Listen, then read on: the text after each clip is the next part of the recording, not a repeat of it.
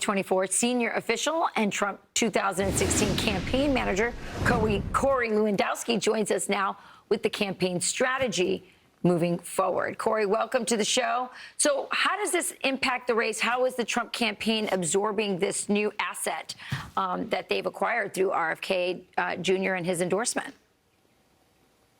Well, look, the endorsement was an amazing success. You know, I was there in Arizona when RFK came out to the stage.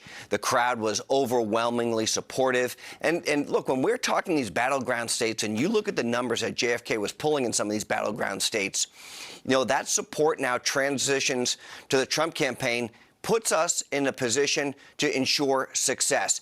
Donald Trump last week hit 6 battleground states. This week he hits another 5 battleground states. And where is Kamala? Hiding in the basement. She's using the same strategy that Joe Biden used. We're more than happy to go out and give specific messages to specific communities, which is what Donald Trump did last week, culminating with a big rally in Arizona. We'll do the same thing this week. Corey, help me understand, if you would, the ballot strategy. RFK is pretty open about, I'm going to leave my name on the ballot in some states, take my name off the ballot in other states. He has been openly saying, if my name's off the ballot, I want you to move to Trump. So help me understand why in some states leave your name on the ballot. You know, Will, some of these states, it's really not going to make a difference. I don't think, to be fair, that we're going to be competitive in the state of California. And so if RFK wants to stay on the ballot there, it's perfectly fine. Look, RFK probably, if it was a fair system, would have won the Democratic nomination, but they kept him out of this. And he feels very hurt by that, and rightfully so. So every vote that he's going to take in those other states is going to come from Kamala Harris. We know that. It was a rigged system from the beginning. Not only would he have beaten Joe Biden if he had a fair shake, but then they went out and they coronated Kamala Harris to just give her this nomination without ever going through the process. So I think he's very angry. I think he's very hurt about the process. And he's going to show that his voters want an alternative to Kamala, even in these states that we don't think Donald Trump is probably going to be successful in, like the liberal state of California.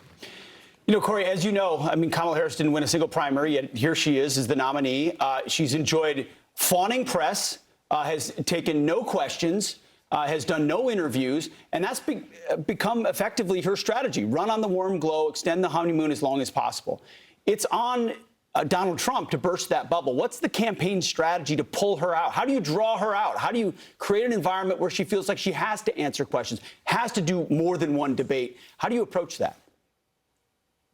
Well, Pete, as you know, the media has given her a pass. Absolutely. She's got no policy positions on her website. No one's asking her questions about it. You look at her speech that she gave at the convention on Thursday. She mentioned Donald Trump 15 times. She mentioned the biggest issue in the country, which is inflation, 1 time. You know, she has no policy issues, and the media has given her a pass. Donald Trump, whether he was at the border this week or anywhere else that he has been, is taking questions from the media, and the media has done a disservice to the American people. Yes, we're going to have at least one debate. We should have more debates. But Kamala Harris and Tim Walz want to hide from the media. They don't want to answer questions because they're the most radical duo that the American people has ever faced for a presidential campaign.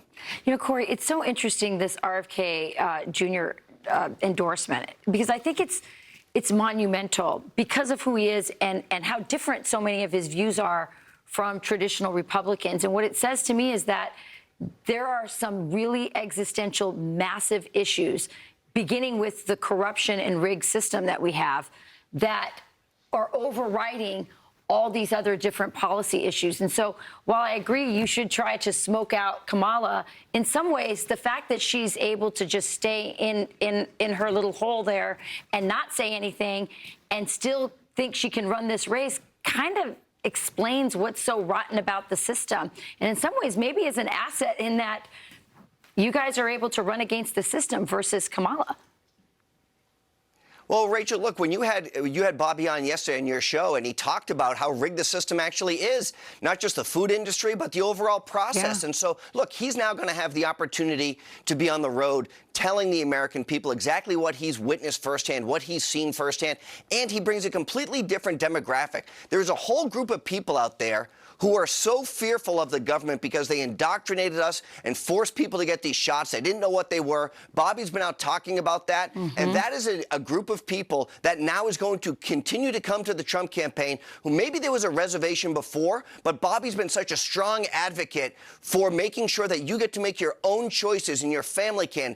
and not be forced by the government to do things. Now that he's with the Trump campaign, that's going to be a special opportunity for more people to come join us in our path to victory. Really quickly, Corey, we got to go, but is it fair to assume, and you can obviously correct me if the assumption is wrong, that it was important to RFK to have a role in a potential Trump administration, and he will have a role in a Trump administration?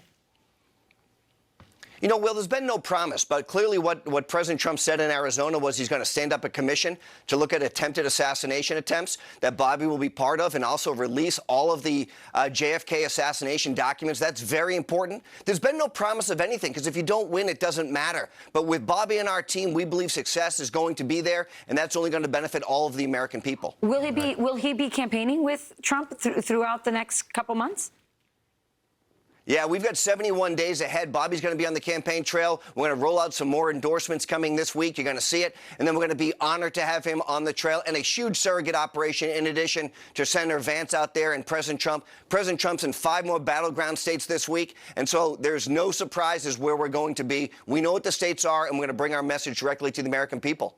Well, speaking of surrogate operations, Corey, we reached out to the Harris campaign for an interview, but shockingly, we have not heard back yet. We appreciate you answering our request. I'm shocked. Corey Shocked, Lewandowski. Pete. Yep. Thank you, Corey. Shocking. Thank you. Thanks, Corey. Thank you. All right.